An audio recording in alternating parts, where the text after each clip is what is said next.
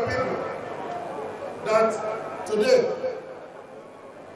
we want to create what we call investment climate.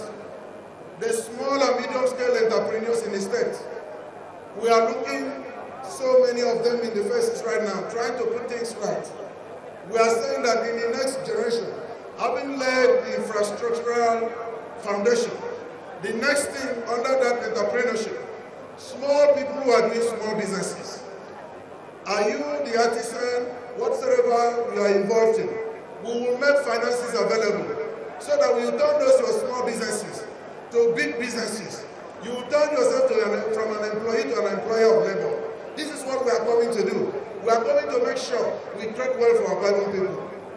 Then coming back, we all see what our governor has done under infrastructural development. But there is no single government that can finish everything.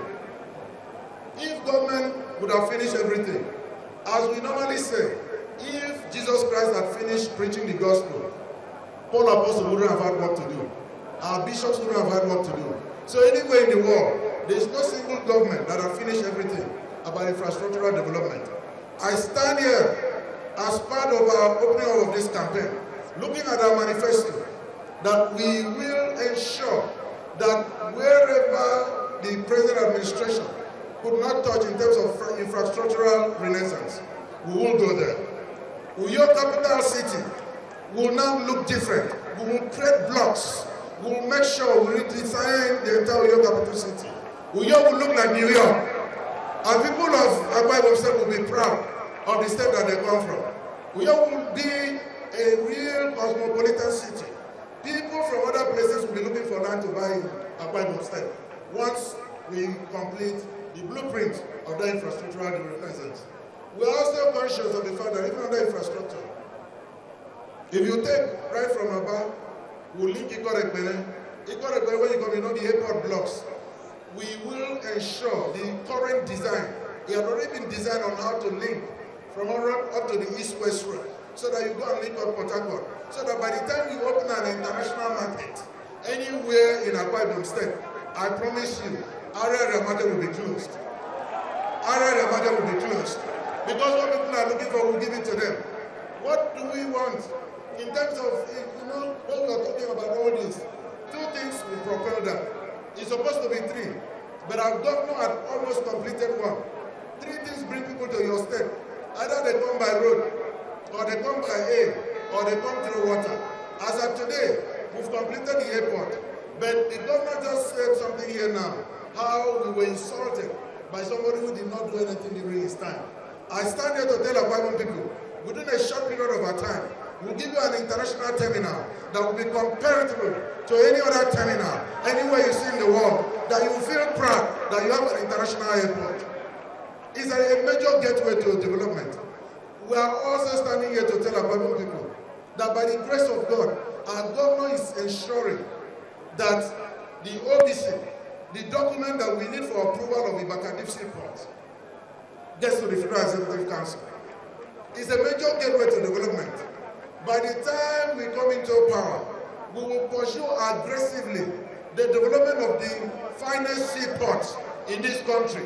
And we will ensure that we do a transshipment port in Akwa Ibom State that will attract so many industries. In fact, by the time you enter around Mbo, Eke, up to Ibom, because when you're talking about ports, it's not just one point.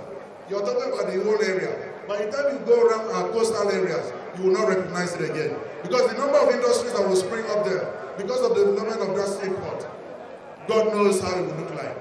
Akwa Ibom people is on. Akwa Ibom is on.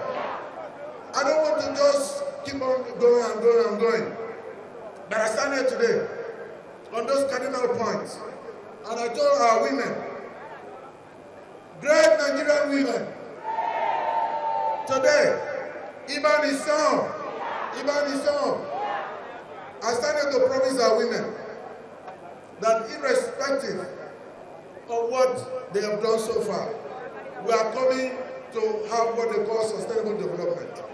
Women have invested a lot in academia. We stand to promise the women that academia that you've invested so much money, the time to reap is coming. And that time is 2015. that by 2015, we will create wealth through academy for our women. We will create wealth. We will create a lot of good things for our women. We are conscious of the fact that our women have already tasted good life. We will ensure our women are always, remaining in that ambience of good life. Even in some, for this government will recognize women. The 35% will be a child's play. You will have more than 35% affirmative action for women because of the support we are getting from women.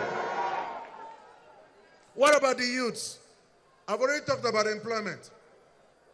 I will make sure when next we are doing any kind of rally, all of you will be looking for a piece of paper to apply in your place of work for you to be excused to come and attend a rally. You won't just wake up from your house and come for a rally because all of you will be gainfully employed. Great Nigerian students! Great Nigerian students! Great! For our Nigerian students, I want some time from Akwa Ibom.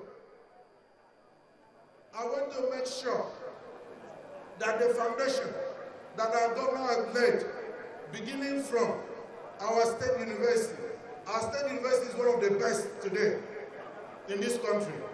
We will build on that.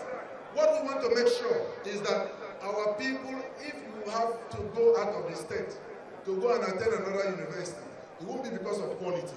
It will be as a matter of choice. We will make Akwa Ibom State University one of the best in this country. We will make Akwa Ibom State University better competitive than any private university. We will ensure that within the next 1 year, we will begin immediately with an aggressive intention to ensure that we give Akwa Ibom University Faculty of Engineering, because that's what we need at the next level. We want to ensure that Akwa Ibom State University, in the next few years, will produce engineers in this country that will easily fit in to any engineering world on the global space. We must ensure our students have the best. As of today, we pride ourselves as one of the states that are giving free and compulsory education at the basic level. I started to promise that the teachers who are teaching the students, thank God right now you're also being rewarded.